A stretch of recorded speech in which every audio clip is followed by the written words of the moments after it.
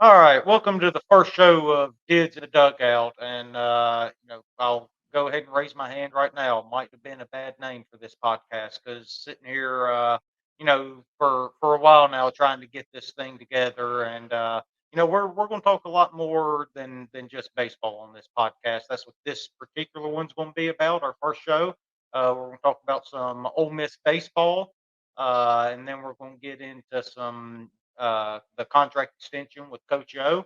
I've got my good friend here, Anthony Hitchcock. Hitch. That's probably the only time you're going to hear me call him Anthony. It's going to be Hitch from now on, and I'm sure all he's going to call me is Dids, and that's just the way these things go. So, how you doing today, Hitch? Man, I'm good. Good. Thank you for reaching out for this very first podcast. I'm excited. The only thing I would add is I do think that we're probably going to have some people on at a certain point too, Yeah, yeah. and just be aware that the show will grow. Yeah, yeah. This definitely isn't going to be just a me and him thing from now on. We've got some more things in the works, and hopefully end up coming to fruition. So, but yeah, like I said, kind of the idea behind this podcast, it's not going to be just Ole Miss baseball. It's not going to be just Ole Miss in general. For the ones of you that have listened to me with Steven over the last couple of years, you know that I branch out a little bit, right? I'm big Major League Baseball fan, big football fan, basketball. I mean, and Hitch is the same way. He's the same thing to me, right? We Yep. we go across all three major sports. We follow them all pretty closely, and I think it's going We'll to even be dip into some golf from every now and then. okay. Well, Hitch can dip into some golf, and I'll sit over here and drink my beverage out of my red Solo cup, and I'll just let him ramble on about golf if that's what he wants to do. So We can do it. I'm pretty easy to please as long as time's getting filled and people are listening and watching, then I'm fine. So but yeah, we're going to be doing some gambling with college football as it comes up. Our next show, I think we're going to end up doing some SEC football previews. Nothing too deep. We're not experts. We're not writers. We're Well, not hold on. Well, come on. no, I no, mean, come no, we're at not least one of experts. us is. Okay, well, you might be an expert, but my track I record. expect all of the hate for all of my wrong predictions, and Yeah, yeah. See, that's what's please. going to be really fun when we get to the gambling part of it. We're going to keep up with what we do throughout the year and how we end up doing, and we're counting on you guys to kind of send in submissions of what the loser has to do, right? So you leave my hair alone, and I'll do basically anything after that. But the hair is off limits, so don't even go there. But today's about Ole Miss baseball. We're going to talk about Coach O a little bit. But We got what? Hold on. It's not off limits for it is off me. limits. Yeah. So technically, if I lose, you could have me cut Did's hair. No, you couldn't do that because Oh, that okay. involves my hair. We'll see. My hair is off I don't know. We'll see. limits. We'll see what you say. Keep Yeah, going. I mean, you can bounce them off any wall you want to. They ain't coming back to us. So you can do whatever you want to. But this hair is off limits. Anything else, I really don't care. So yeah, let's go ahead and dive into today's show. Like I said, we're going to do Ole Miss baseball. Kind of a projection coming up for this year. Disappointing year for the Rebels last year, obviously, but I feel like they've made some really big headway in the transfer portal recruiting. And I know the draft was bad for us also this year with some of our recruits, but I also think it was pretty good with some of the guys we were able to get back on campus. So we'll start there with Ole Miss baseball. They were obviously disappointing last year coming off national championship. They were 25 and 29, Hmm. 6 and 24 in the SEC. If you would have told me we won 6 SEC games all year, there's no chance in hell I would have believed you. But that's the way it ended up going. At times, it's tough to watch. Yeah, it was real tough to watch. Um, But to our credit, me and you kept watching, right? So we Unfortunately, yeah, we we we watched have a a lot. lot of Ole Miss friends and a Yeah. big Ole Miss group chat. And every time me or Hitch put anything in there on Friday, Saturday, Sunday, or even Tuesday and Wednesday, because we kept tuning in for midweek games for some reason. But we were glutton for punishment for sure, so we kept tuning in there. Yeah. Well, and for me, they get a pass for this past year in my mind. Coming off a national championship, um, and then coming into this year, all of the talent in the SEC, it was ridiculous. I'm sure we'll talk about that at some point. Yeah, But also just so early, the injury bug, it decimated pitching staff with the yeah, first 2 weekends. yeah. Okay, so let me start there. Obviously the injuries were a problem. I kept having people tell me over and over again throughout the year when things were going so good that they didn't care what happened. Right? We got a national championship, a full pass this year. Whatever happened, happened.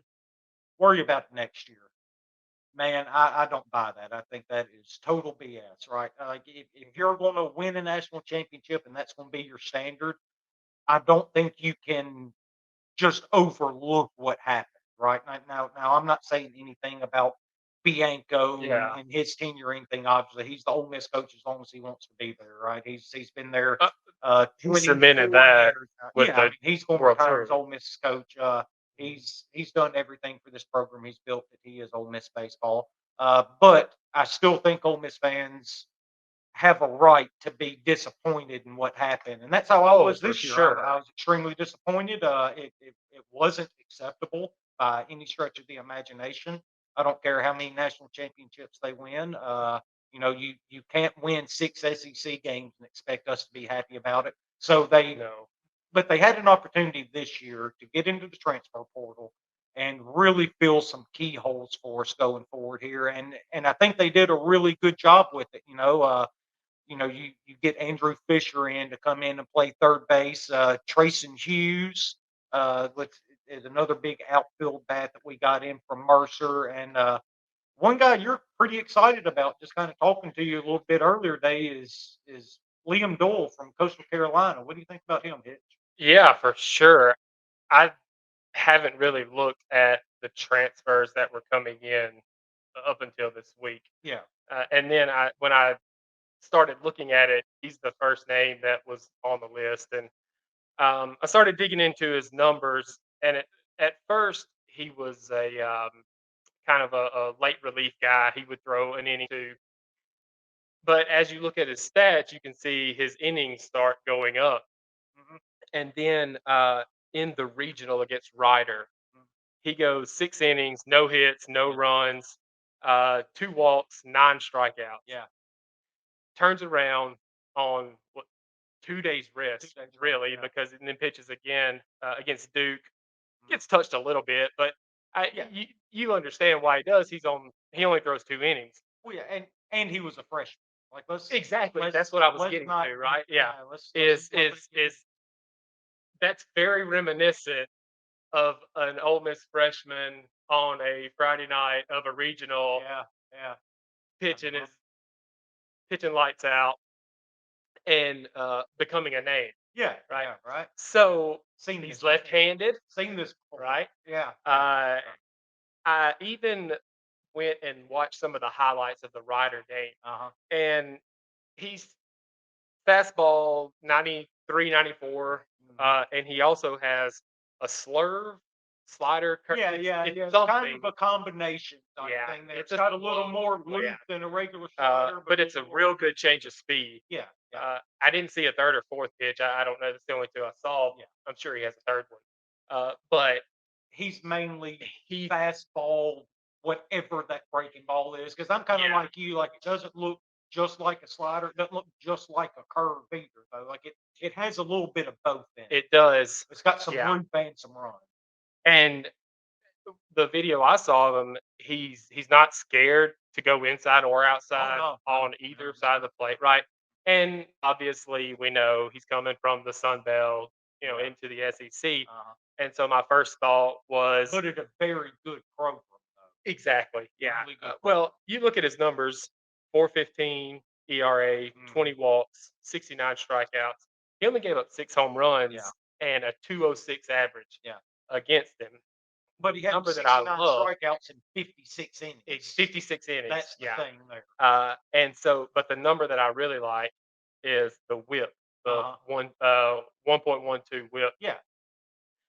And going back to him coming from the Sun Belt to the SEC, Mhm. what I wanted to look at was how he was pitching against competition. Yeah. So I went and looked at all of the teams that went to the College World Series or to the tournament this year Mhm. and how he pitched against them. Mhm. And oddly enough, there were 1, 2, 3, 4, 5, 6, about 10 games where he pitched against a tournament team. Yeah.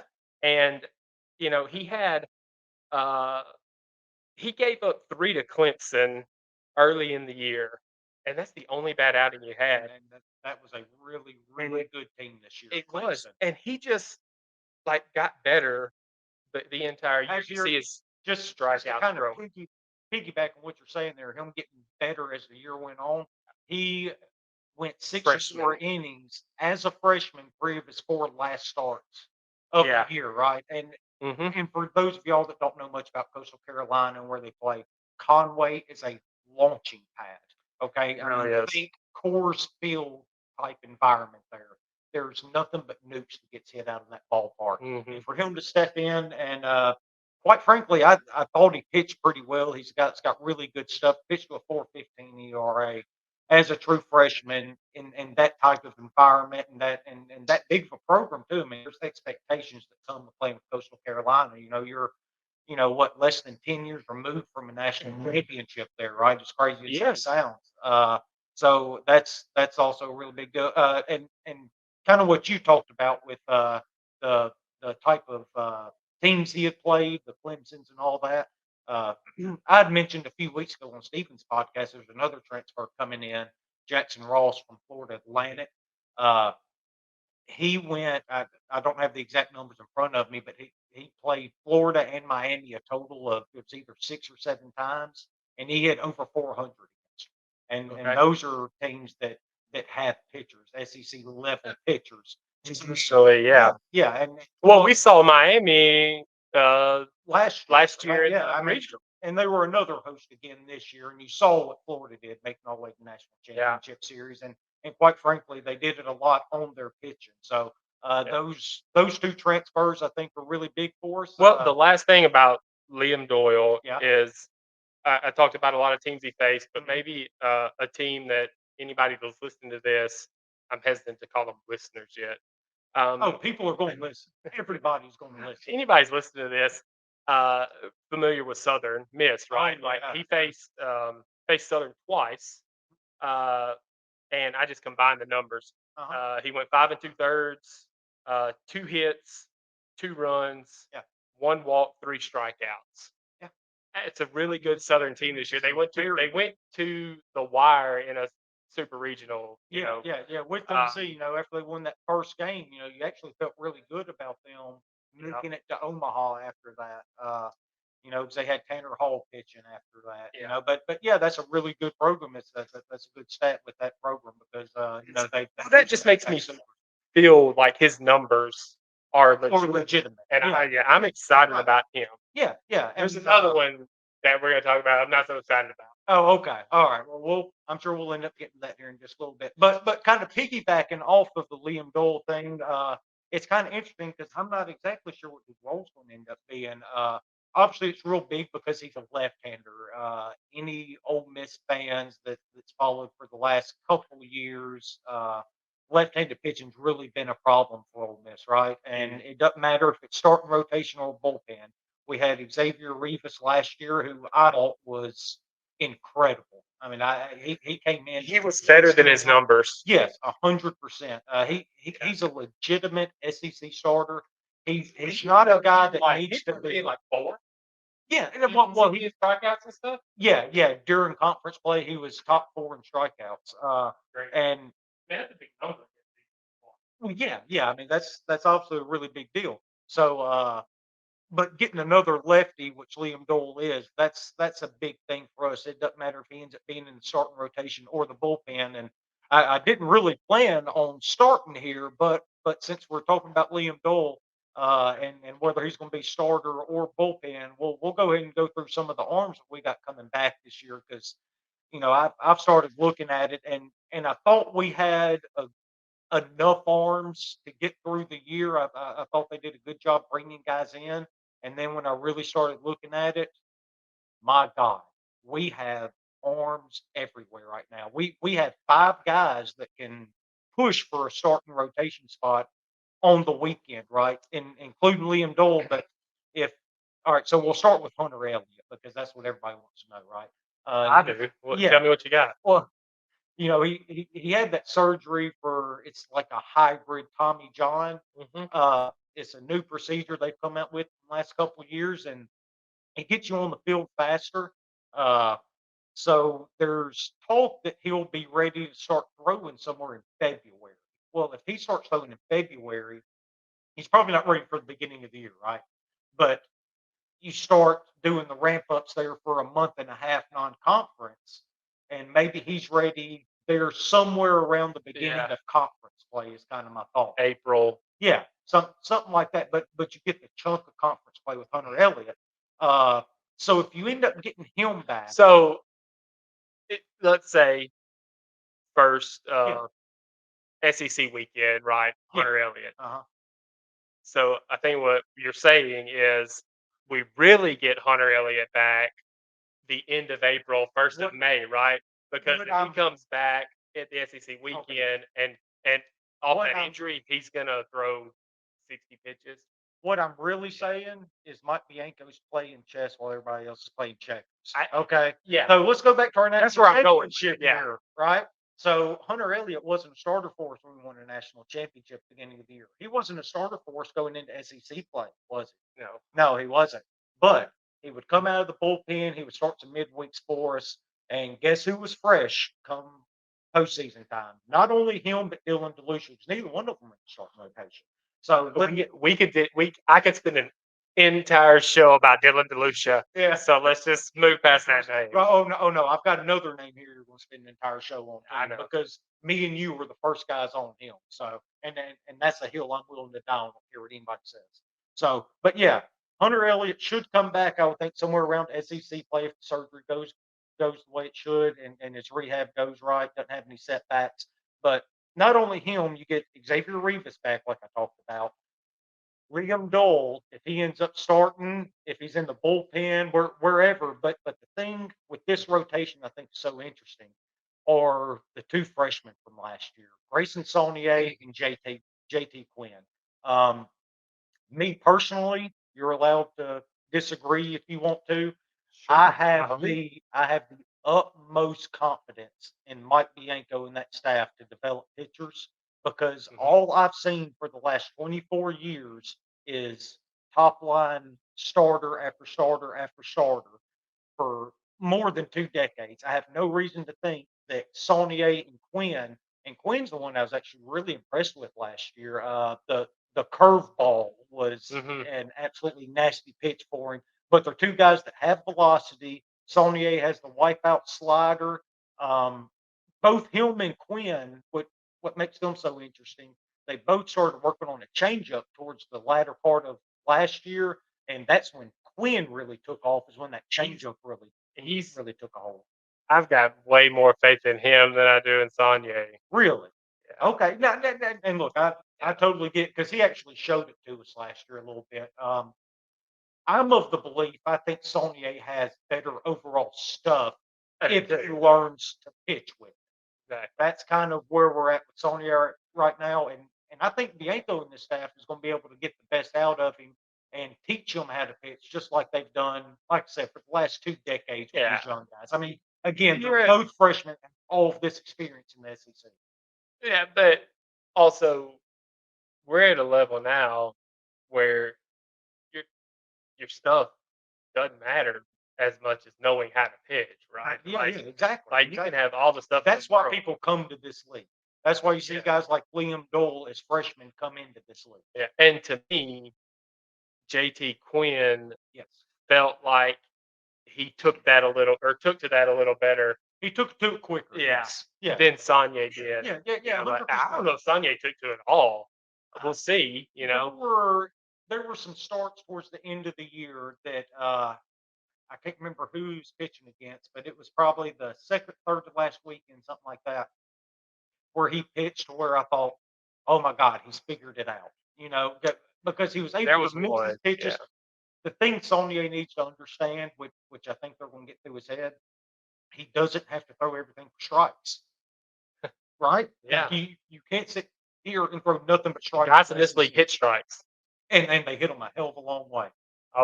Yeah. So you've got to be able to pull guys. You got to change speeds, change quadrant, stuff like that. Which the quadrant thing, that's a whole nother conversation. But you're kind of getting away from it a little bit, right? That's kind of the old school Greg Maddux type. Greg Maddux, Tom Glavine, those two guys that they did really well. Change eye level, straight quadrants, in and out. In and out, up and down. Yeah, right. And but you're kind of getting away from that a little bit with all of this velocity. But that's one thing that Quinn and Saunier both have. They have that mid-90s velocity, and if they can not exactly throw their breaking balls for strikes, but control them and put them where they want them to go, that's the big thing. Oh, the third pitch, the changeup, is the big pitch. J.P. Quinn was hell on wheels when he figured out how to throw a changeup last year. And as a matter of fact, I'm pretty sure it was me and you talking about it last year. It was either his first or second SEC start after he got moved from midweek into the rotation. I was sitting here watching it, and I'd sent a message to you obviously about it, and I said, dude, when did JT Quinn get a changeup? Because that thing is working tonight. And that was a common thing for weeks after that. Well, what happens is when you develop the ability to change speeds effectively, I feel like I'm on the show right now, right? Like MLB The Show. Yeah. We're talking about how people beat us. You know, it's like, I mean, he just changed speeds in and out. You know, I'm looking up and out or up and in hard, and he dropped a changeup just below the zone on me. Exactly. What am I supposed to do with it? I mean, you're geared up for 97, and then he drops 84 on you. What are you gonna do? Yeah. What am I do? Yeah, but it's true. It's absolutely. When it doesn't matter if you throw 99 or 95 or 1010 or 110, 150, it doesn't matter, right? If you don't have the ability to change that. Stop you real quick. If you threw 110, I think that matters. Right. My point is, it doesn't matter if you don't have the ability to change that speed. Even if you change it a little bit with a slider like Quinn has, it's a wipeout slider. But if you can change it 5, 6 miles an hour, something like that, it's a world of difference. Anything to keep them off balance. Exactly. Yeah. That's all you're trying to do within a bat. Yeah. Talk too much about JT Quinn. No, we have not. I'm excited about the starters myself. Like Reeves coming back. Yeah. Huge. We're chasing the rabbit here. Sorry. Okay. But you said something earlier that made me think about a possibility. All right. Could Hunter Elliott be the back end guy? No, he won't, because Josh Mallett's back. That's the guy that me and you were on 2 years ago. But could Mallett be a starter? No, I want to see how it starts. Dude, I don't. I want to see him at the back end of the bullpen. You're right. Sorry, I think that. Hey, national edit this out. Edit this part out. But so that's the guy I was talking about earlier. Though. Yeah. Me and I knew it was 2 years ago.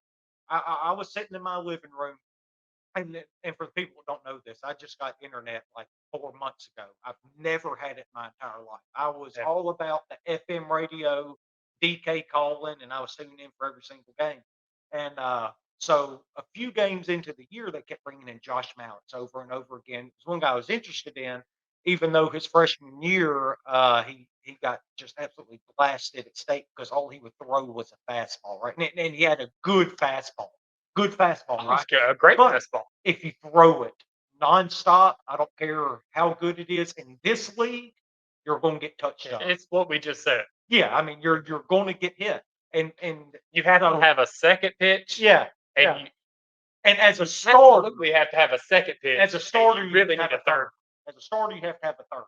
So, all right. So just story time for a second. So I'm sitting here in my recliner, don't have internet, can't watch these games. You know, you get 5 or 6 games on television when you don't have internet either. So I'm sitting here listening to DK, and you know, we're 10, 12 games into the season. They keep bringing Josh Mallett in these low leverage situations, right? So, but every time DK would call it, it would, Josh Mallett's with the slider there. What a wipeout slider there. Unreal. And finally I texted Hitch. I said, Hitch, are you watching these games? He said, yeah. I said, what is that Mallett slider like? He said, it's a game changer. He said he might be the best bullpen arm we have. And I swear to God, it was a month before any Ole Miss beat writers or anything picked up on the fact that Josh Mallett's need to be in higher leverage situation. I was calling for on the podcast for the longest time. And then when he finally gets in that situation, you see that, right? You see the mid 90s fastball, and that slider was absolutely devastating. Now, obviously, he's come back from Tommy John surgery. He's got to work his way back. He's been out for an entire year. But the way they do it now, though, you're not really that worried about Tommy John surgery anymore, right? Because if you have over a year, which he has now, by the time he pitches, he had it in January of 23 last year. And so you're talking of 22 or 23. What year are we in? Yeah, 23 because at the beginning of the year. That's right. I heard it in the fall. Yeah. Yeah, heard it in the fall. Oh, because I remember you sending me that message, and it was almost like a we needed to have like a weight or something. Yeah. It was so sad. Dude, I was devastated by that, right? But because he was that good, though, he was the biggest arm we had in the bullpen. Him and Brandon Johnson. I mean, they were 1A, 1B, right? But any high leverage situation, that's who we were going to. Yeah, eventually, right? But anyway, it's going to be his contribution to the World Series team. I think it gets overlooked. Well, yeah, but it is huge. Yeah. So it's absolutely monumental. He was. I think he was the best relief pitcher we had, and that doesn't take anything away from BJ. Because he was incredible. Mason Nichols' freshman year. Incredible. We got to talk about him. But. Yeah, that's on the list. Okay, I've got let's see, 10 bullpen arms to talk about here. So yeah, our arms are so good. That's what I'm saying. Yeah. So hey, here we go. Yeah. Let's clear everything else out. All right. The offense, huge question mark. Who knows? Okay. I don't know. Okay, so yeah, let's go there real quick then. Yeah. By the way, Josh Willis is awesome. Love him. 13 months post Tommy John surgery. No, we're coming back to pitching. Yeah. Yeah. Let's just talk about this for like 5 minutes and we'll be done. Okay. So the offense, I'm actually very encouraged by. One thing I love about Ole Miss this year in the transfer portal, they went after so many guys that were freshmen, right? So you're bringing guys in that have multiple years of eligibility. We talked about what happened in the draft. Losing some of our high school guys. Cooper Pratt obviously being the big one. We have this gaping hole at shortstop, right? Well, we go out and we get Luke Hill from Arizona State. He was a freshman last year. He comes in as a sophomore. We had this huge hole at third base. We go get Andrew Fisher from Duke. He's a sophomore. He's a freshman last year. You go get Trayson Hughes out of Mercer. He's a junior. Now, yeah, he's draft eligible. Could he leave after this year? Yeah, he absolutely could. But then you get Ethan Groff coming back from the draft. He didn't get drafted. He's back in Oxford. Ethan Leger is a guy that doesn't get talked about enough coming back to this team.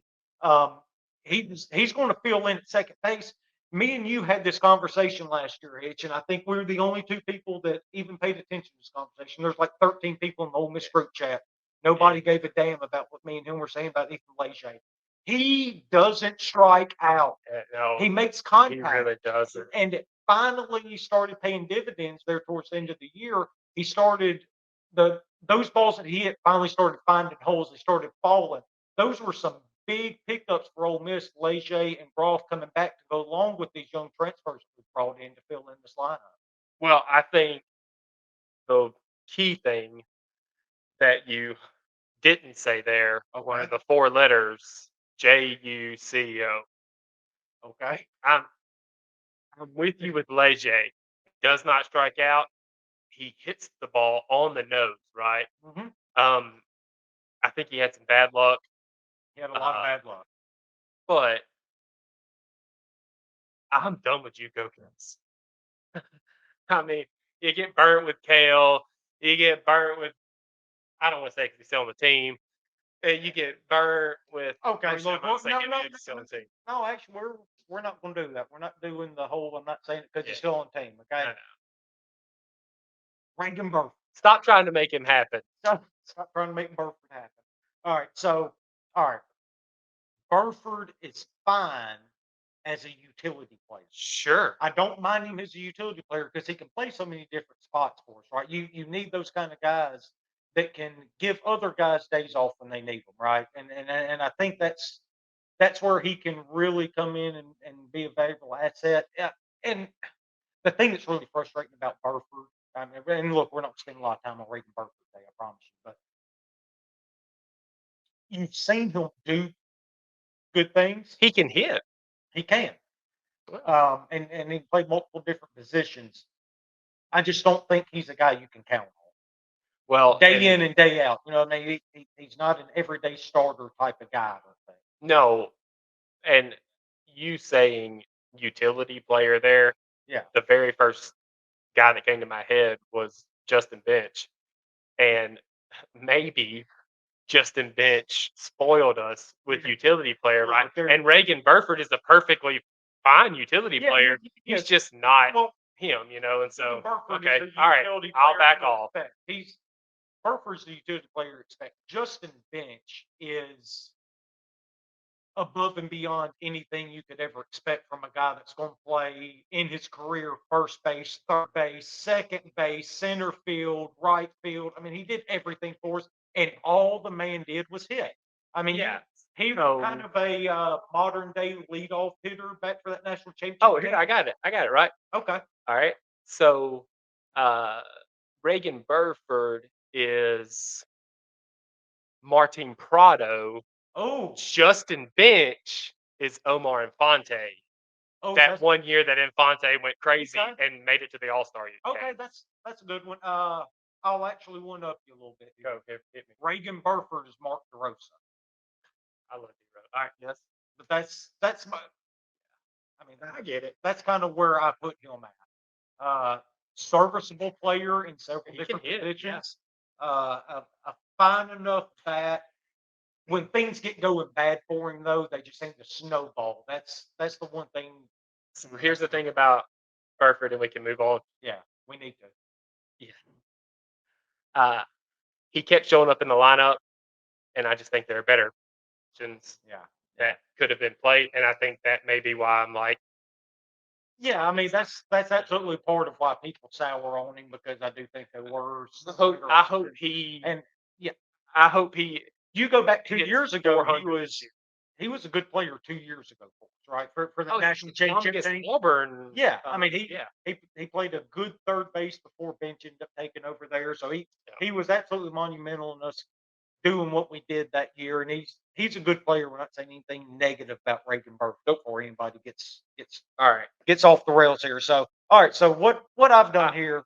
Okay, go ahead. Go ahead. Okay. You're gonna do a lot. Okay. Yeah. Because I've got 3 guys Okay. that I want to ask you about. Okay.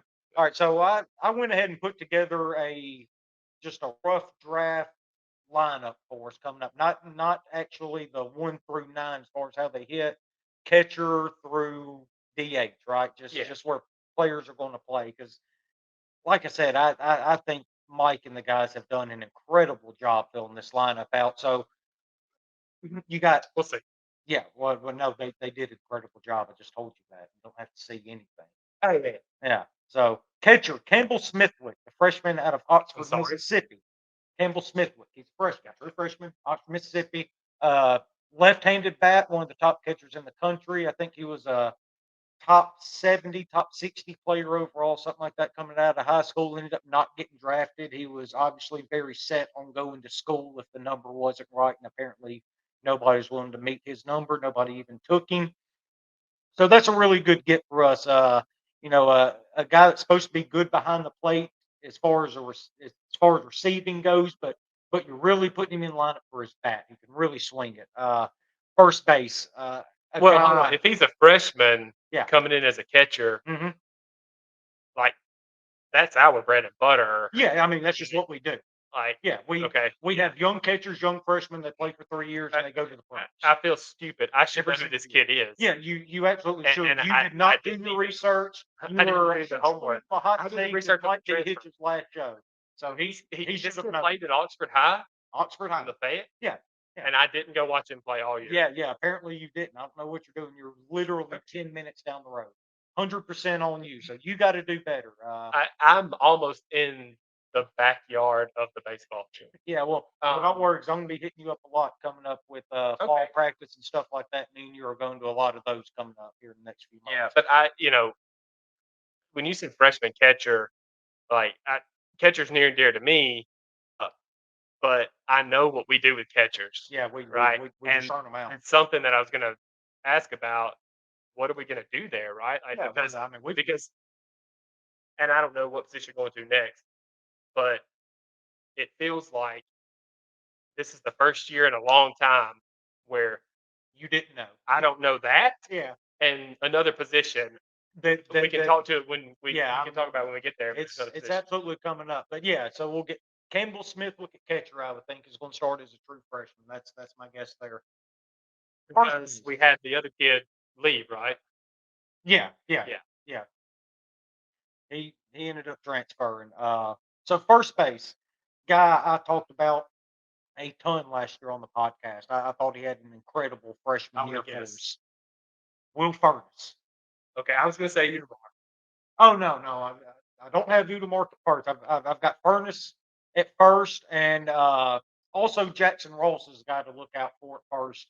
He's going to play somewhere. I have no clue where he's going to play.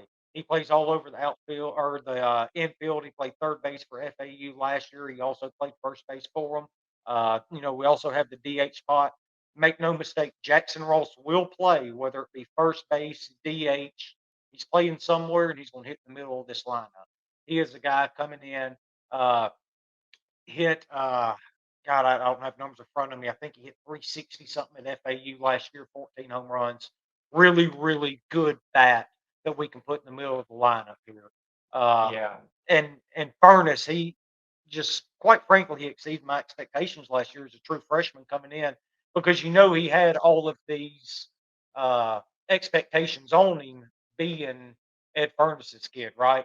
Right. Yeah, Okay, real quick. What he did.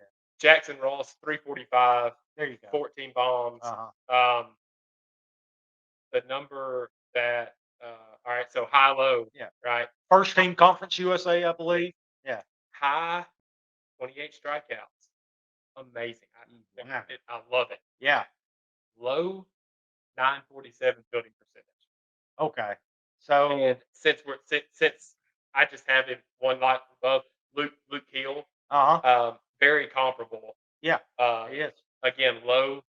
Unfortunately, it's the very first number I noticed.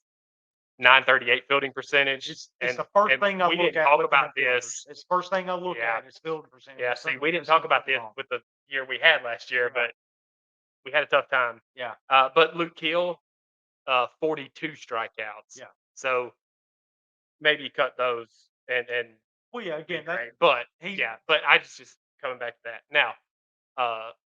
I want to say about Furnace. I think he's going to be great. I think he's an absolute star in the making. I think all he does is hit line drives, and he hits them hard. Like nobody's ever going to hit the ball harder than Kemp Alderman. Don't get me wrong when I say this, okay? Nobody will ever hit it harder than Kemp Alderman. Nobody ever has.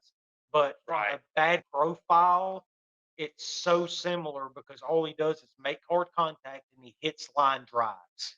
Well, everybody knows his numbers. They can look it up.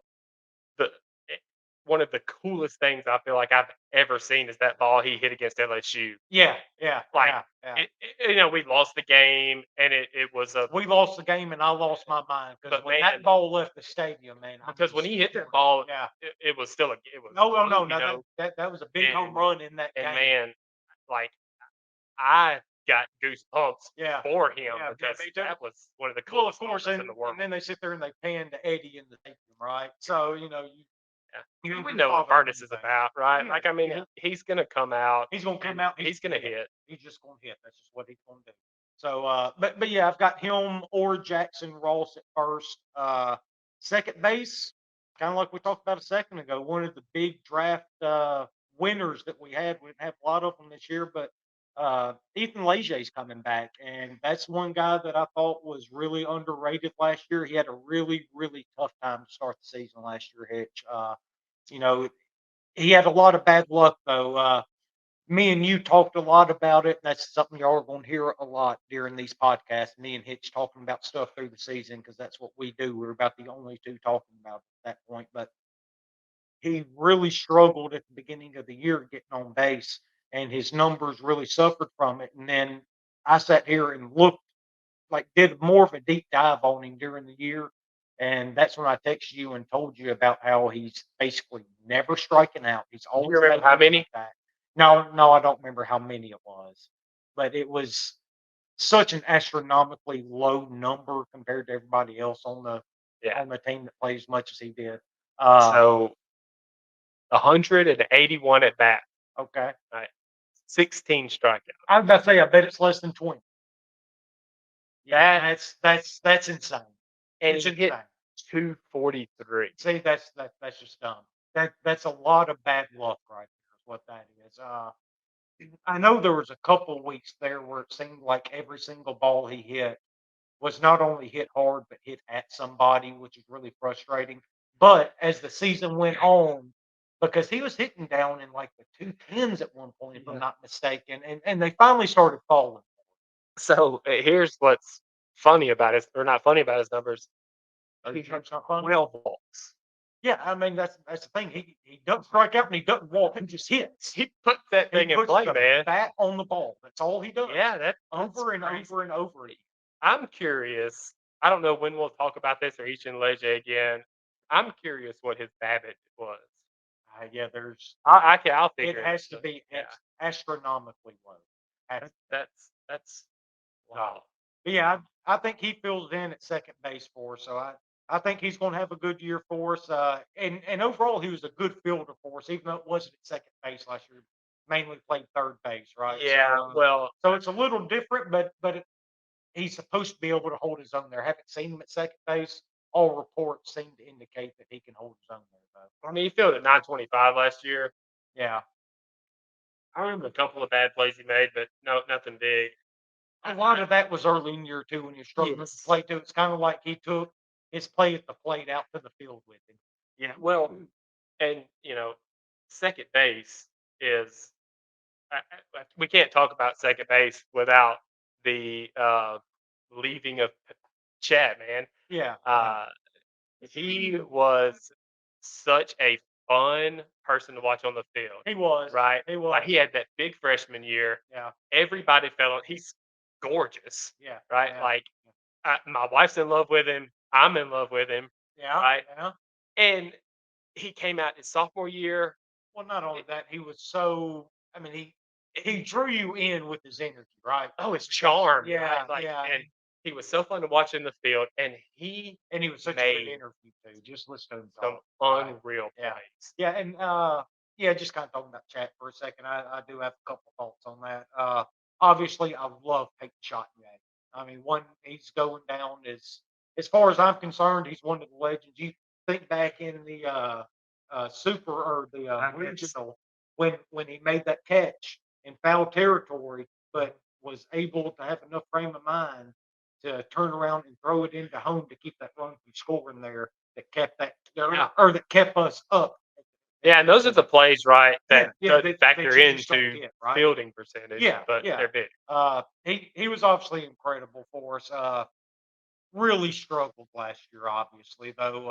But he was- still yeah, super good looking, yeah. right? He I mean, struggled, yeah, I guess so. I mean, still gorgeous. I'll leave that up to Blake. So, Blake, if you're listening, you can go ahead and throw a comment. You know she's not listening to me. No, she's going to listen. No, she's not. Yeah, You were there that night at my house when I was like, "Hey, listen to this," Yeah.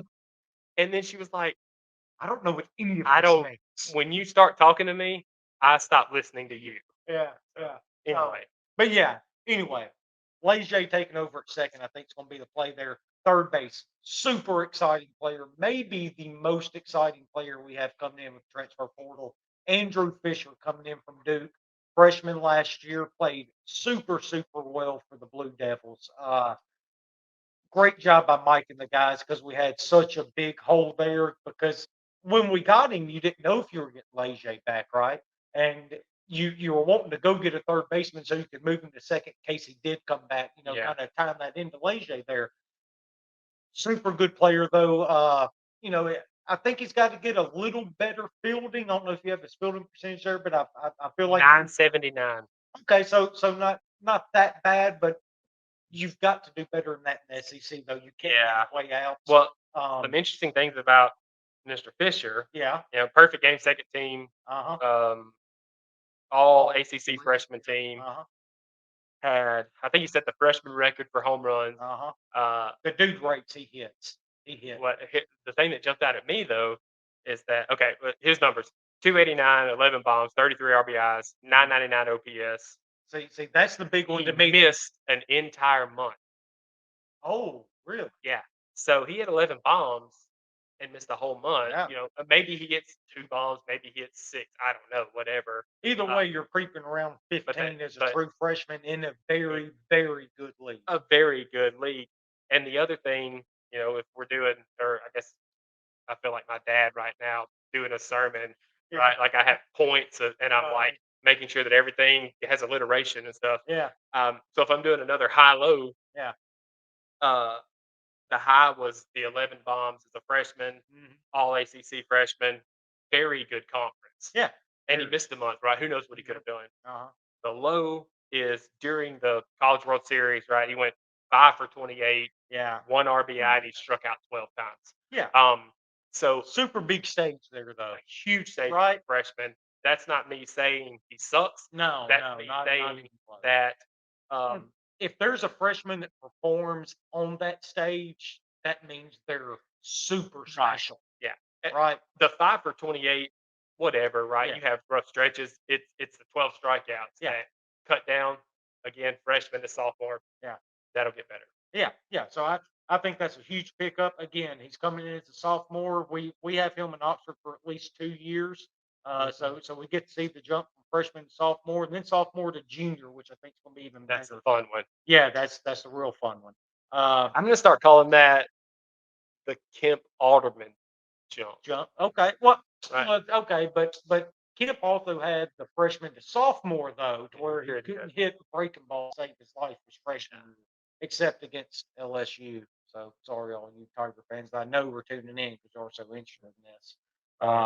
So yeah, moving on from Andrew Fisher, here's your boy Luke Hill.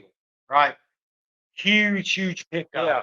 Losing Gonzo to the draft, obviously, which we all knew was that was happening. Well, this is the second position that I was talking about. Is you always have a shortstop in Oxford. Yeah, I mean, you have catchers and shortstops. Just backstory, right? Like I have some knowledge about Ole Miss baseball and athletics from the 90s and the early 2000s. I kind of, don't have as much for a few years there, and then it jumps to like maybe Kessinger, Servideo, stuff like that. And so I'm really plugged in. By the way. Yeah, so underrated. Nobody ever brings up Servideo. Him and Keenan, that 2020 year got canceled due to COVID. Servideo. They were both fine for National Player of the Year the way they were hitting the ball. It was insane. Yeah, and Servideo was hotter than a dancing bobcat. You damn right. For you, Balfour. Damn right. But there for a while, right? You had Kessinger, Servideo, and then you knew who was going to be. Yeah. Same with catching. Yeah. It's the first year in a long time for me, anyways. I don't know who's going to catch, who's going to play short. Tell me about Luke Hill. All right, Luke Hill. He was all Pac-12 freshman.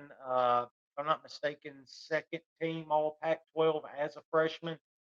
Hit somewhere around 315, 6 home runs. He's a guy. All right, so for people that watch baseball all the time, right? If you're a casual fan, you don't really see it as much.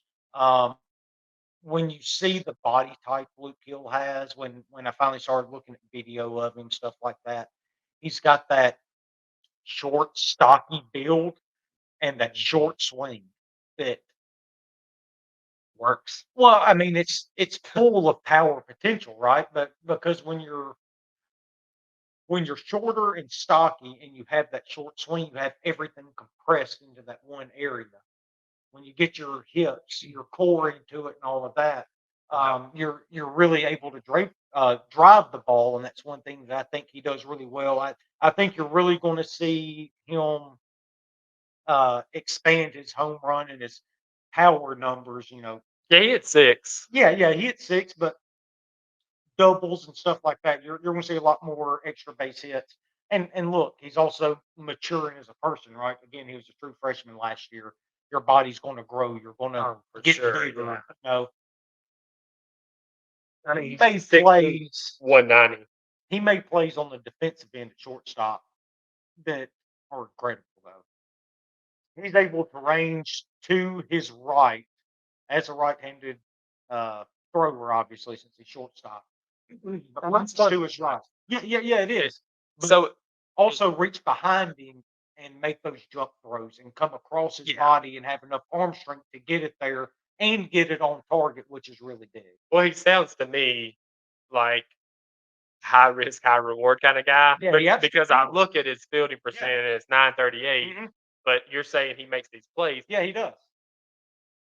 I don't know about Mike Bianco. I don't know about anybody of the coach. I don't know about anybody. Listen to this. I don't know about any Ole Miss fans. No, we don't know that. For me, I'll take that kind of guy. Yeah, me too. Give me the guy that's going to make 5 or 6 plays other guys don't make. Yeah. And I will take the risk of him maybe booting a couple of easy balls. Raw Robbins. Yeah. How many times did you see him make those unbelievable plays, but then in the process of doing it, and look, I didn't watch a lot of Arizona State this year, but I would bet dollars donuts. Some of the errors he got charged with was him being able to get to the hole Oh, for and sure. get that Oh, that's play, good. Yeah. and on the throw, they'll not be able to come with it at first base. Other Because that happened other to people a wouldn't get an Willis. error because they didn't get to it. Exactly. That's exactly right. So I think that's probably some of it because some of the highlights I've seen of him defensively, his range is super good. His arm strength seems to be very, very good. And it's a guy that's going to be in Oxford again. This is another freshman. He's going to be playing shortstop for 2 years for us. So we've got that locked down for 2 more years. And I Mike won't have to Willis, worry about it again. you don't have to Good. worry about it for a couple of years. So another really, really good player. Okay, this is one guy that I've talked about all season, Hitch, and you're obviously welcome to disagree with me. I think he's going to have a huge year. Okay, I hope you don't. I am so excited for what I think is going to be our starting left fielder, Okay. All right. John Kramer. Okay. He was the third guy with Yeah, Nudemar. dude, I'm telling you, and all Burns. he's done for the last couple of years is hit the ball hard over and over and over and over again. And he plays a serviceable enough outfield to be stuck out there and left. I think he's going to have a big year for us. I think you're looking anywhere 12 to 15 bombs if he's an everyday player. And with the lineup as I have it constructed here, which I'm not Mike Bianco, and he knows a hell of a lot more about baseball than I do, but I think that would be a huge plus to this lineup if he's able to get that many home runs and play a serviceable left field. And quite frankly, I don't think it's even a question that he can do both of them.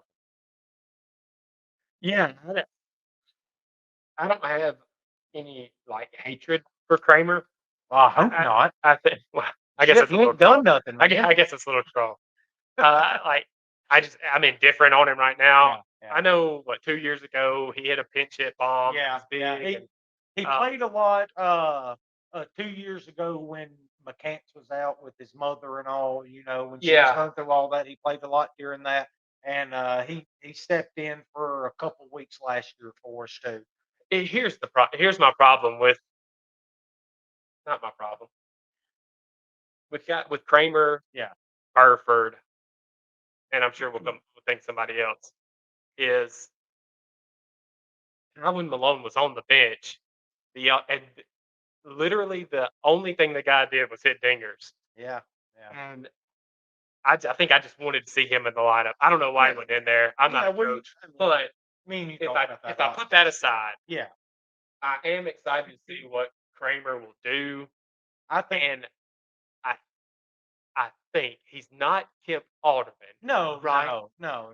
But he could be a guy that would lead the SEC in exit velocity. Yeah, I mean He's a guy that I think if he plays every day, you're looking at a guy that's going to hit 260, 270. Like he's not going to blow you away with Take the that. batting average, but again, every time he played, he hit the ball so dang hard, over and over and over again. Right? He hits line drives and he hits it hard. And if you do that consistently enough, and he's good enough in the outfield, if you put him in left, he doesn't have the strongest arm, but he can handle left field.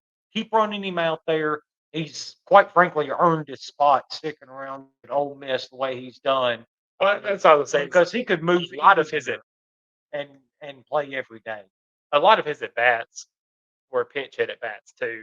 Yeah. And anybody that's played knows how difficult it is to get up off the bench. I'm just gonna grab a bat and go out there, man. Grab a bat and see 98, Yeah. right? And so it's tough to pinch hit. Yeah. And so yeah, he's a guy that I'll say this. He's a guy that I'm looking forward to seeing what he's going to do. I hope he Me does too. well. Me too. He's one of the guys I'm most excited to see because I think he might have the biggest range of outcomes. Does that make sense? I think he could be this guy that could Yeah. hit the ball hard and be this huge offensive force for us, or a guy that Do you have kinda Mark in right slugs. field? Do what now? You have you to Mark in right field or DH? No, I do not have him in right field. I have him in DH. Oh, okay. The thing about Kramer for me Yeah. is Kramer's ceiling is Udermark's floor. I'll buy that. But if Udermark's in it, that's a moot point. It doesn't matter. Yeah, I just think Kramer plays a better left field than Udoka does. sure. That's why I have him in Gotcha. left field. So, all right, we'll go to center field guy. We don't have to spend a whole lot of time on because he's a returning starter. Ethan Groff, Love him. huge get for Mike Bianco and the guys. Coming out of the draft, he's coming back. He's going to man center field. He's another guy, kind of like Ethan Leger. I think he had a good bit of bad luck for us last year. I always felt Well, it started he out had- red hot. Yeah. I mean, he was really good to begin the year. Now you start talking about SEC play, you can basically pick a name out of the hat, and everybody wasn't worth shit doing it. So that's just the way that is. But I think Groff, his approach at the plate, and mainly his presence in center field, I think he's a plus defender, which will really help this. What I think is going to be a really deep pitching staff for us. So and it's a guy that's gone through the grind of the SEC season now. He was coming from Tulane. He's got a year of experience in the SEC. Kind of knows a little bit what to expect. So I'm kind of expecting big things out of Ethan Groff this year, returning to center field. Year older, Yeah. year stronger, right? Yeah, that's right. I'm looking at his numbers last year, Mm-hmm. and it like he started out so hot, Oh yeah, he was ridiculous. but even I feel like his plate discipline was way better at the beginning of the year, and it tailed off towards the end, and that was kind of the difference towards the end of the year. he had 5, 6, 7, 8, 9, 10, 11, 15 games last year where he didn't register a hit, right? Yeah, Like out of 53. Right? Yeah. So even though he had a stretch there where he was scuffling, he was still banging out a hit or two. Yeah. At least once every. He had two stretches of 3 games where he didn't have a hit, and that was right? it, right? And that was it, right? So he's banging out hits every time. Yeah. Or I mean, He just wasn't able to string them together in the same game. It's kind of and why another thing about that team last year in the offense, it seemed like when somebody got going, somebody else cooled off, right? Yeah. Or you had 2 guys, Which was the complete opposite 2 years ago. right? Everybody 1 through 9 was just hell raisers for 2 months there that kind of willed us to that championship. But again, we're not spending a lot of time on Ethan Groff here. We've already been going for almost an hour here, believe it or not. The transfer And, in right field, right? Hell yeah, I've got transfer in right field. My man from Mercer, Trayson Hughes. That dude absolutely crushed the ball last year. This is another guy coming in that's he was a sophomore last year, so he'll be a junior if I have that right. If I don't, then you correct me, Hitch. That's what I have. If I don't have it right, correct me, Chad. Yeah. Come on, Chad, do your job. But a guy that absolutely crushed the SoCon last year. And a guy that can play center field. I've got him in right field because I like his arm strength. He's got a really strong arm out there, Good. and because you have Ethan Groff coming back, so you're not really pressed to push somebody to center field. I think Trayson Hughes is a lot more suited for right field with that big arm he's got, and I'm sure you have the stats over there, Hitch. You're the stat man for me. All the man does is hit. Yeah, I mean, just What was at it? a 465 in conference play or something like that. I yeah, know we were talking right before we started it was recording. crazy Man, it was in nuts. conference. But I mean, even overall, And it's not a terrible conference. I know it's the SoCon, but there are some decent teams in that conference. oh, for sure. I mean, at the high level of his numbers, just Yeah, looking at the counting numbers, yeah, whatever. yeah. 389, 9 home runs, 48 RBIs, 33 strikeouts. Number that really jumps out is the OPS at 1097, See, and then 9 stolen bases. yeah. I Right? mean, you're talking about a guy that went almost an entire year with an 1100 OPS. I don't care what conference you play in. That means you know what you're doing. I mean, you can hit right. Um, and again, a good fielder. I, I think this is an absolute home run for Ole Miss. I think he's going to be incredible for us. Hey, how funny would it be if I just made up all of these numbers? Well, I just assume you do anyway. So, Like I was just scrolling through here and I saw that Trayson Hughes actually had struck out 35 times, and I had 33 written down. oh, so you did make it up. I apparently I don't know, but it would be really funny if all these numbers I've been saying the whole time, like you just asked me and I just been like, yeah, 389. Yeah, you know, yeah. I'm gonna start doing that. 1097 OPS. Well, it was actually 850, but who's counting, right? So, yeah, Trayson Hughes, I think is going to be an incredible player for us. So now getting down to DH here, I've got Judd Udermark and Jackson Ross. I have him listed there too. That's kind of what we were talking about. I think we did such a good job with this batting lineup. I don't have a for sure spot for Jackson Ross. Now, Jackson Ross is going to play. He's going to play a heck of a lot because you've got to get that bat in the lineup. But you have Yeah. all of these other guys, top to bottom. I mean, I've just listed 9 guys here and still can't find a for sure spot for Jackson Ross or Judd Udermark. And Judd Udermark last year, for the ones that paid attention, absolutely crushes balls, hits them hard, right? I mean, he hit one He is, if anybody, he will be that can called. ball. Yeah, Yeah. yeah. He hit one to the playground last year. I mean, Yeah. Septic crushes ball. Yeah, Uh, he can hit it. Um, Obviously had that shoulder injury, took him out for the rest of the year. You never well, know how great soon. segue right there, because you're talking about you can't find a place for these guys. I'm like, good, Yeah, you know, yeah, like right. great. Yeah, Give yeah. me more guys you can't I find a mean, place that's for. that's the thing. You want all the players you can get, right? So Yeah. you've got more than enough talent on the offensive side of the ball. I think. I think a lot of Ole Miss fans were wondering as the transfer portal played out how we were going to fill all these spots, mainly shortstop. And you look back on it now, and I mean, I think they've done a hell of a job, not only on the offensive side, but also on the pitching staff. We've talked about Liam Dole coming in, and there's another guy, Kyler Carmack. He's a two-way player from Arkansas State.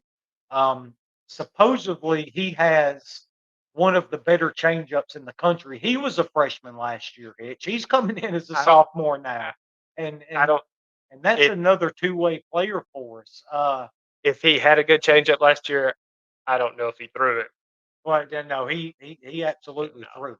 He But he's again, here's the thing about him is the walks. yeah, Like that he that's the had problem. a great ERA, Yeah. had a lot of strikeouts. Mhm. He didn't give up many home runs. Uh-uh. And he actually pitched against us last year. Yeah, he did. He didn't do a whole lot, right? Mhm. 1 inning, struck out the side. I didn't look up to see who it was, Last year it doesn't matter. but they played, 3 teams that went to the um, College World Series, or the tournament, Yeah, and he pitched pretty good against Troy and ULL.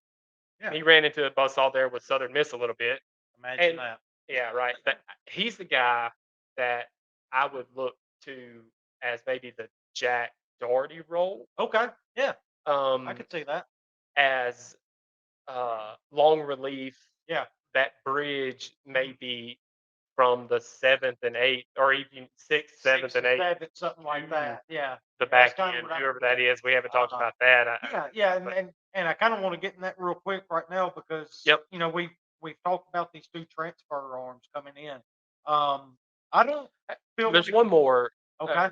Go ahead. Connor Spencer, Okay, right? from uh southeastern. Southeastern Louisiana, Yeah, yeah. right? And pitcher, right? Uh huh. I love digging into pitching.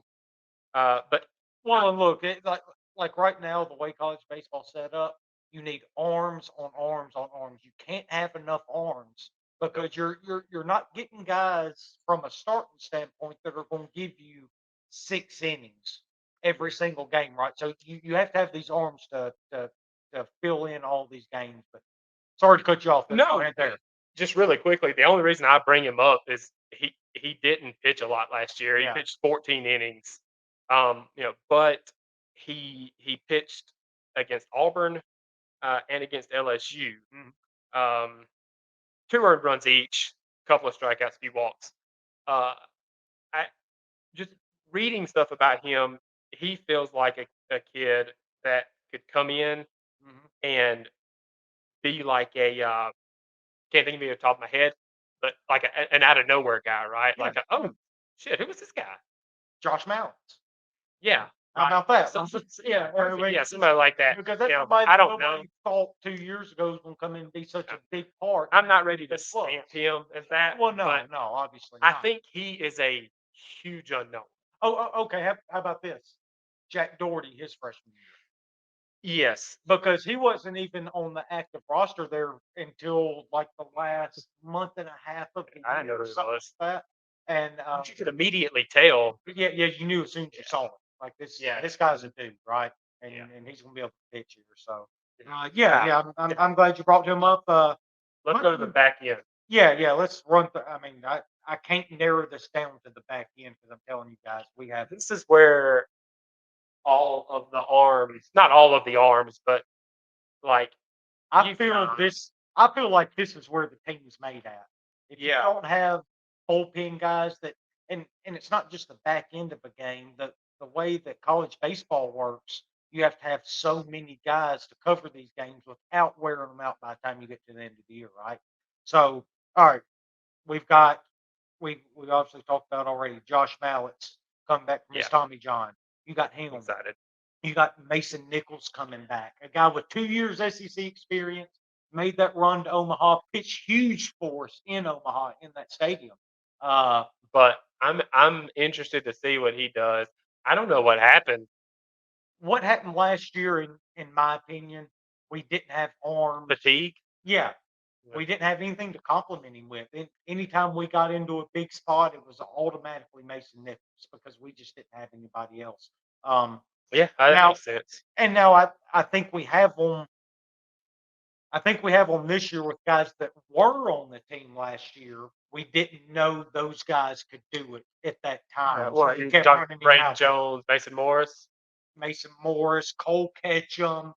That's Cole Ketchum's one guy that He's the left. Is he the only no, lefty in the bullpen? No, he's a righty. He's a righty. I'm thinking of Jackson Kimbrell. Yeah. Sorry, yeah. Cole No longer- Ketchum is the guy we talked about. Yeah. He's Towards a the end of the year. sophomore now. Him and And Braden he started Jones. getting into some high leverage He situations at the did. end He of was the pitching year. really, really well. Him and Braden Jones were two freshmen last year that Yeah. really, really impressed me. They kind of started pitching out of necessity, and they just kept getting outs over and over and over again. And so we kept running them back out there. Those are two guys I'm really excited about. Sam Takuian. Toucan Sam, give it to me, That's man. right. That's I right. want him. True freshman last year, took on a lot bigger role than I'm sure even Mike expected coming into the year. But held his own in SEC play. He got touched up here and there. The stuff's really good though, Hitch. I Yeah. think he's a sure enough back end of the bullpen guy to go with Mallets and Nichols. And He's one of those guys. I don't have to look at his number no, to I know haven't that watched I him do that. want him. Right, Rod Beck. right? Okay, here we go. Yeah, the shooter. Okay. Maybe not, but he is a big, He is, man. imposing guy, He's an right? intimidating Who presence. Man. throws hard. Yeah, He's got a couple of things that change speeds. he does. He's got a And really he will- good and breaking ball. What I love, and one that got a lot better as the year went on. yeah, and he went right after people. Mhm. And so was I'm fast. excited about Yeah. Toucan Sam. I worried a little bit last year that because of being a true freshman, same thing with all of them, like fatigue. I mean, he threw. Yeah. I need to look, but all three of those guys threw Who is so many a things. lot. He threw a lot. He was kind of worked in slow to begin the year, if I remember right. But then when he started getting that experience, started pitching so well, he started getting to the higher leverage situations, and that's where Braden Jones and Cole Ketchum came in. Latter part of the year, they started pitching so good that they started working them in a little bit, and that's where you're going to get help there. Yeah. I mean, look, we've named Mallett, Nichols, Tacoian, Yeah. Jones, Ketchum, Carmack, Liam Dole, if he's not a starter. There's still a chance, and I have no idea if it's true or not. I don't know if he's even on the team. I know he has a year of eligibility left, but I haven't seen an announcement one way or another. Our best relief pitcher last year might make it back to Oxford and Mitch Morrell. I Yeah. haven't seen anything about him leaving for the pros or anything with free agent I deal agree. or transferring, or if he just left the team. He had a year of eligibility left though, and Mitch Morrell was a dude last year. Best slider on the team. That's He was all a that man wipeout threw. slider. He came in. I guarantee you he threw 80-85% sliders. Oh, he really was. Austin Miller, right, with his curveball. Yeah, exactly. It was a lot like I mean, that. it was that good. Um, And his numbers probably would have been so much better It would have last been a year. lot better if he wasn't so overworked. Yeah, I mean, it was almost every just- game he had to eat an inning for us at least, and then sometimes he had to cover 3 for us. I mean, it was Yeah, he just got overworked. But again, it's not he going to be threw an issue 33 this year. innings. It's not going to be an issue this year. I was actually really glad you brought up Mason Morris. That's one guy I had wrote down too, because if you look at his results, they're not good, right? From his freshman year. But his stuff, I think his stuff is going to play in this league, and he was an incredible hitter at Tupelo. I mean, he was a really good two-way player. did he hit it all last Yeah, he had a couple at I don't bats. That was remember. about it. I would say we're not going to use him as a two-way player, but I do think his stuff's good enough to be able to fill some kind of role for us out of the bullpen. I wouldn't go back end, high leverage, anything like that. Oh yeah, But you still need guys on the front end that are able to cover innings whenever Well- your starter gets touched up, something like that. Or even if you have an injury and you have to throw a midweek, bullpen right? game. Like we ain't even talked about Yeah. midweek, Yeah. right? Like I mean, Well, and that kind of goes back to our start pitching conversation. Though, we've listed 5 potential starters here, Yeah, I know. because we have so many arms. Okay, So- wild card time. wow, You ready for the wild card of the bullpen that nobody ever talks about? Riley Yes. Maddox. okay. I was gonna say that's the only name that we've left off Yeah, there. And Riley he's Maddox. outside of Mallett's, Riley Maddox is my favorite arm on the entire team. Right? I mean, he has His freshman stuff. year, I mean, he was and incredible. he had the Tommy John, he had surgery or whatever, Uh-huh. and he may not ever come back to be what he was. But his freshman year, he was so impressive. I didn't think he was that bad considering last year how fast he came back from the Tommy John surgery. I expect the velocity to be up after he gets a full off season of work in. I think he can get back in to consistently mid 90s. Yeah, well, and it was his number 2 pitch. The slide, Was that the was big it. one That was the for one. him. Yeah. Yeah, I'm Really excited about him coming back too. though. You get him and Mallets with all these arms. There's so much to be excited about with this baseball team. There's a lot of guys coming back, a lot of guys coming in, a lot of new faces that I think are going to really contribute to this team. So that's our Ole Miss baseball preview coming into this year. We will obviously get back into it as we get closer to the season. We get fall ball go and stuff like that. I think me and Hitch will probably kind of meet up, go out there, see some of the open practices and stuff, so we can give you a little better insight as things go along. Uh, One thing, well, a couple things I did want to touch on here, Hitch. First of all, um, I know you've seen the thing about KD Hill, and I know it's been a big talking point. Uh, Yeah, right. Obviously, a terrible thing for him, but a great rebel, such a huge heart. It's obviously fitting he was able to wear the number 38 last year for us, Yeah. because what he's going through right now. I actually saw a video today of him up and walking already. With a walker. So all of our thoughts with KD, we're not spending a lot of time on. It's really not a whole lot you can say about it, but we are thinking about you, KD, and hope for a full recovery for you. Obviously, you were a heck of a player and a heck ambassador for Ole Miss, and I'm sure you will be for years to come. So, but the other thing I wanted to mention, how about your girl, Coach O, Hitch? She she Man, she done got her an extension. she Top did. 10 in the country, if I'm not mistaken, And in pay.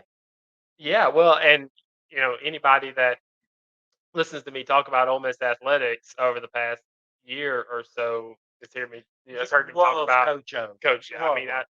I've got an 11-year-old daughter, right, and Yeah, she doesn't care anything about athletics yeah, at all.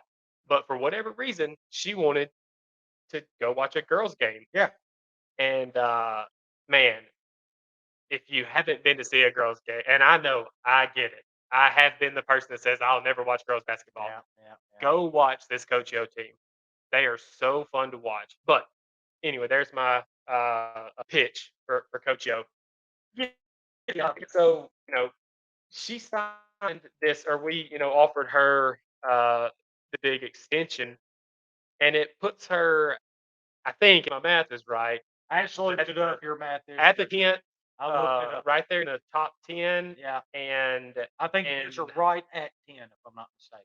you're right at 10, Yeah, right above the lady from Oregon. yeah. And also, I think within the SEC, it's probably in the top 5, and there are some Mhm. ridiculous coaches, in the And SEC. there's some ridiculous. But what's interesting about the contract, or what I love looking at contracts, are the incentive stuff, Yeah, right? yeah, yeah. She remains employed next year. It's a 150K bonus. Hmm. SEC Coach of the Year, you get 30K. They even threw in some academic achievements, Yeah, which makes so much sense, and I'm sure they put them in all the yeah, contracts now. yeah. They But do. 20 They years do. ago, when I was a kid, I would never thought that they cared about Mhm. that. But gives you some pretty high incentives. So the pay next year is going to be $1,035,000, Mhm. right? And then she has all these incentives that she can get. So congratulations, Coach Yo. I Yeah. know that don't mean shit We're, coming from me, Dude, but she loves you. congratulations. She loves you. Yeah, congratulations, and I hope you're here for eternity. Yeah, yeah. We can't wait to see what you're going to do next year. Obviously, had an incredible year for us last year. That huge upset over Stanford in the NCAA tournament. So really ready to get that back going. We got football coming up. One thing me and Hitch are going to do at the end of every show here. I don't know if y'all have heard about the Immaculate Grid or not, but it's a baseball themed grid. You have three columns on the left, three columns at the top, and obviously they intersect. So you have nine different grids that you have to fill in here. Like tic tac toe. Think tic tac toe. Yeah, yeah, there you go. Tic tac toe. See, you're way better at this than I am. So we're going to do this live and go ahead and fill out our immaculate grid. See what kind of rarity score we can give, or rarity score we can get, and Have see you how looked at bad them we can today? get. No, no, I did. Uh, I just pulled it up for the first time. It's the first time I've seen it.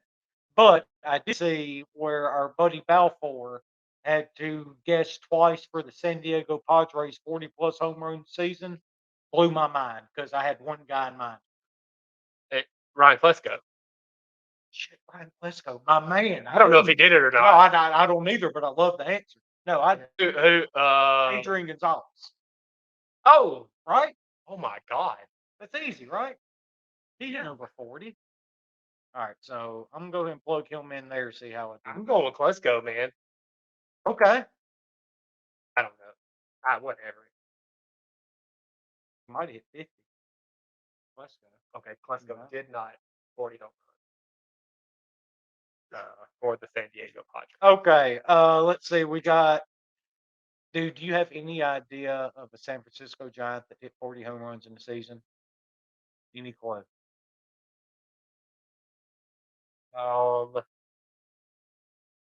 Stargell? No, he played with the Pirates. Oh, Bonds. No, he didn't. The Barry Bonds. No, he didn't. Um, It doesn't count because he's a cheater. did he ever win a Gold Glove? Oh, surely he did, right? In Pittsburgh? I'm gonna go McCovey. Just Kent. I'm sure probably hit 40. Yeah. I thought about Recently. 40 is so many home Yeah, runs. this is a lot of bombs. Let's see here. I'm gonna go Jeff Kent. Yeah, go there. I know. I think he hit 40, signed a big contract, broke his wrist. Never the same. That sounds about right. Jeff Kent also did not. Okay, you're off to a bad start. My rarity score is going to be 0. Yeah, because you went 0 for 9. All Where you right. going next? I don't know. I'm sitting here looking, trying to figure that out. Gold Glove in St. Louis, Ozzie Okay. Smith, right? Okay, you can go Ozzie Smith. I went somewhere else. You say that like you know that Ozzie Smith is wrong. No. He won 1,000 Gold Gloves, but Scott Rowland did too. I accidentally hit Ozzie Canseco. Oh, He so, did not so win that the Gold Glove in St. Louis. Okay, no, that sounds right, but that wouldn't be the case. All right. Angels. Who'd you go with? Scott Rowland. Yeah. Angels Gold Glove. I got one here too. Garrett Anderson. No. Troy Glaus. I almost said Glaus. Smell Troyle. I'm sorry. Yeah, smell Troyble. But no, I'm not going with Troy Glaus. Jim Edmonds. You won a Gold Glove, right? Who was? Is it Yeah. a St. Louis too? Is it a St. Louis Gold Glove or? Yeah. That was the Angels Gold Glove. Yeah. I put it on. Right. Yeah, I'm sure. The Gold Glove was St. Louis too. I'm sure he win that too. Yeah. Let's see. Oh no, wait. For the Angels Gold Glove, I'm gonna go Troy Glaus. There's no way Troy won a Gold Glove. Dude. No way. Salmon? Oh, dude, Andrelton Simmons. Right? Easy. He played for the Angels. Yeah. He won Gold Gloves with them. Tim Salmon did not win a Gold Glove. What are you doing over there? You're making us look completely incompetent. Yeah. 40 home runs, Gold Glove. See, that's a good one. That's where I want to go with Bonds. Chipper? He ever hit 40? He won a Gold Glove. He got cheated out of it that year with David Oh Wright. my God. I know he hit 40 bombs. I don't think he won a Gold Glove because David Wright's stinking ass over there, man. Beltran? Oh, Beltran, yeah. Or Peter and Beltray. He did. Yeah, that's where I'm going. Beltray. 1%. Okay. Yeah, that's a good one. You went with Beltray. Yeah. I'm gonna go with Beltran's a good one too. I'm positive he did it. Absolutely positive. A-Rod did it. Yeah, A-Rod's done it good. Carlos Beltran. 0.05. There you go. Good job. On the board. Yeah, on the board. Give me a Hawk Carroll. Let's see. Where am I going next? San Francisco, St. Louis. These are the ones that I have so much trouble with. I usually, when I look at them in the mornings, I fill out all the the home runs, Gold Glove stuff, all that, and then I have to sit there and think about the others. I stopped filling them out sometimes because I spend so much time on it. Yeah.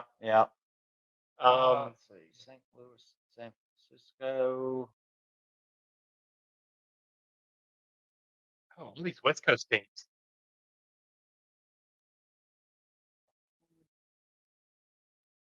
Well, so for San Francisco, you've got the era of Bonds and Kent, uh, and then you have the era of like Will Clark and those guys. Uh,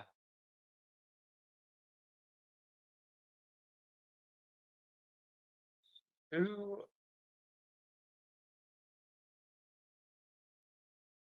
All right. So for the San Diego and the St. Louis one, uh-huh. Vince Coleman. Who? Vince Coleman. Who was Vince Coleman? Vince Coleman played for the Cardinals in like the 80s and the 90s. All right. Okay. So actually, it's not Vince Coleman. But anyway, I have this ridiculous amount of knowledge about the Cardinals from when I was a kid. Vince Coleman didn't play for the Padres. So No. I got that one wrong. Good try. You still have a guess. Yeah, You still have a guess. You've got a lot so far. Yeah. Let's see. Trying to work through a few things here in the old brain.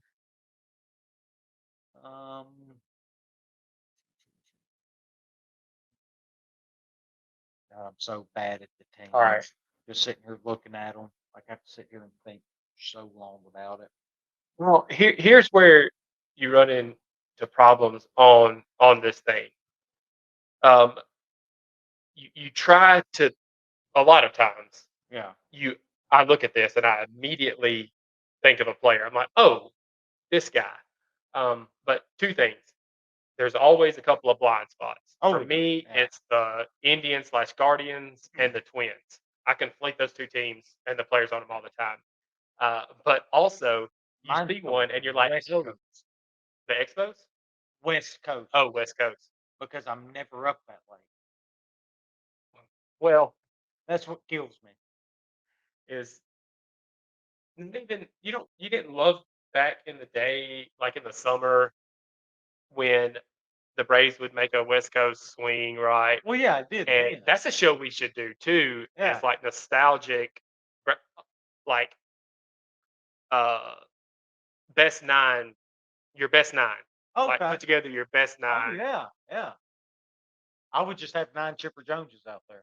Well, okay, I'll allow it. I mean, Well, I mean, you don't have a choice. That's just what's going to happen. yeah, I don't know who. You know who you could use for St. Louis and San Francisco? Who's that? Beltron. Did he play for St. Louis? Really? Not wrong, but I know he signed with them. Damn, yep, you're right. I didn't know he played for St. Louis. Yeah, see, I'm over here. Wait a minute. Guys that Where did Lincecum go after he left the Giants? Was it the Angels? Yup. was it? Sure was. All right. So I got 2 left. San Diego, St. Louis, San Diego, Anaheim. Well, Los Angeles Angels. And, Yeah, Los Angeles. you know what I meant. Whatever. Man, I don't know if I'm gonna be able to come up with anything there. I just don't know enough about the Padres. Well, that is Padres and Angels, double West Coast. Can't think of any like The obvious guys ones, that right? played with them. Yeah. Did La Stella play in San Francisco?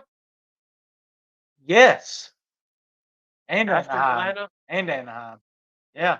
That would be a good one there. Yeah. I'm gonna do. Yeah, I bet you that's a low percentage one. They played Anaheim and San Francisco. 10%. 10%. That's a lot higher than I thought. What about? Oh, here's a fun game. Okay. I bet $1 million one of the Molina brothers played. Now you have to figure out which one. Benji. Was it Benji or Jose? Benji played San Diego and Anaheim. We know that it wasn't. It wasn't Yadier. It's Benji. We know that it's not Yadier. Oh, I'm going to do Jose. Ain't Jose either. Yeah, it's not Jose either. Nuh-uh. So I got 7 out of 9. Rarity scored No, 3 San, today. San Francisco and Anaheim. That's it. Yeah. Yeah, that's it. Yeah, I don't know how many I got. I stopped. I just started Yeah. guessing So different players. all right, well that was still a good time though. So Oh, it's always fun to try and think about yeah. uh or putting puzzles together like Yeah. that. It's fun. Yeah. So all right, y'all. Well, we've been going for an hour and a half here already, so I Oh, guess wow, really? yeah, yeah, really. So we'll go ahead and end that thing here. You know, appreciate anybody that tuned in to watch, listen, like, comment, all that good stuff. We're gonna be back at it sometime next week, and we'll let you know when another episode's coming out. So I appreciate you all tuning in. You Yeah. can follow Next me. week we'll be showing our search history on Google, right? Or Oh no, okay. no, I'm not gonna do that. I misunderstood the email. My Yeah, bad. yeah, That's on certainly me. so. That was an email from you and somebody else, I guess. But Right. yeah, just tune in here though. We'll have some. I think we're gonna talk SEC football next week, if I'm not mistaken. I think that's what we're looking at doing.